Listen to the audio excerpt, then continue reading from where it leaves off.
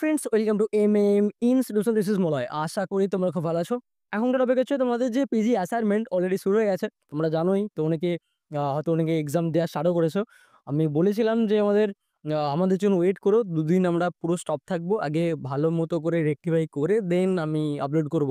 তো তার আগে তোমাদের একটা ইনফরমেশন দিয়ে রাখি। আমি বারবার বলেছিলাম যে 60খানা প্রশ্নের কোশ্চেন ব্যাংকের অ্যান্সার কপি হাতে রেখো। আমি ইতিহাসের প্রশ্নগুলো শুনলাম, আমি ইতিহাসের প্রশ্নগুলো দেখেছি। PG HI paper 1। তো পুরো পেপার 1টা টোটালটাই 100% কমন পড়েছে। 100% 20খানা 60খানা প্রশ্ন থেকে 20খানা প্রশ্নই এসেছে। আমি যদি বলেছিলাম 18-19 খানা 80% মতো কমন আসে প্রত্যেক বছর। তো এই ইয়ারের ১ম পেপারটা তো একদম 20 খানায় কমন এসে গেছে।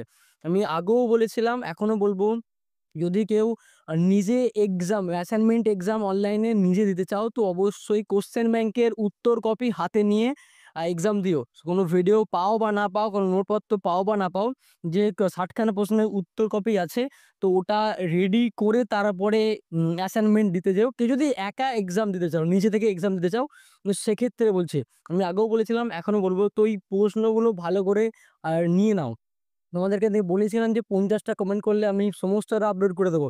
তোমরা ইন্টারেস্ট দেখাওনি, ইটস ওকে, ঠিক আছে। বাট আমি এটার জন্যই বলেছিলাম, বারবার বলেছিলাম যে এটাই ফ্যাক্ট যে প্রত্যেক বছর ওই কোশ্চেন ব্যাংক থেকেই প্রশ্ন দেয়, কিন্তু কেউ চেকই করে না।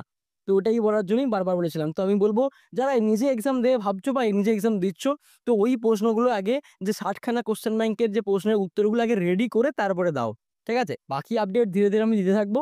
চ্যানেলে ফোকাস রাখো। 30K সাবস্ক্রাইবার ডান হয়ে গেলে, কমপ্লিট হয়ে গেলে, আমি সমস্তটাই আমাদের চ্যানেলে আপলোড করে দেবো। ঠিক আছে? যেটা বলেছিলাম। আর যার আমাদের অ্যাসাইনমেন্টের উত্তরপত্র একটু টাইম লাগবে, ধীরে ধীরে আসবে।